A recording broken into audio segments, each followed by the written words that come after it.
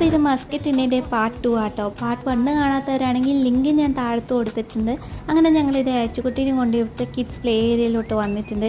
ഇത് കാണുമ്പോൾ ശരിക്കും ഒരു മിനി അമ്യൂസ്മെൻറ്റ് പാർക്ക് പോലെ തന്നെ ഉണ്ട് കേട്ടോ. ഒത്തിരി റൈഡ്സ് ഉണ്ടായിരുന്നു. പക്ഷെ ഞങ്ങൾക്കധികം സമയമില്ലാത്തതുകൊണ്ട് ഒന്നിലും കളിപ്പിച്ചൊന്നുമില്ല. ചുറ്റും നടന്നൊന്ന് കാണിച്ചു കൊടുത്തതേ ഉണ്ടായിരുന്നുള്ളൂ. ഇത് കാണാൻ നല്ല ഭംഗിയുണ്ടായിരുന്നു. ഫ്രൂട്ട്സ് വെച്ച് മാല ഉണ്ടാക്കി വെച്ചിരിക്കുകയാണ്. പിന്നെ ഞങ്ങൾ നെക്സ്റ്റ് പോയത് ചൈന മാർക്കറ്റ് കാണാനായിട്ടാണ്. ഇവിടെയാണെങ്കിൽ ഒത്തിരി കുട്ടി കുട്ടി ഷോപ്സ് ഉണ്ടായിരുന്നു. സെക്കൻഡ് ഫ്ലോർ മുഴുവൻ ലൈറ്റ്സിൻ്റെ ഫർണിച്ചേഴ്സിൻ്റെ ഒരു ഏരിയ ആണ്.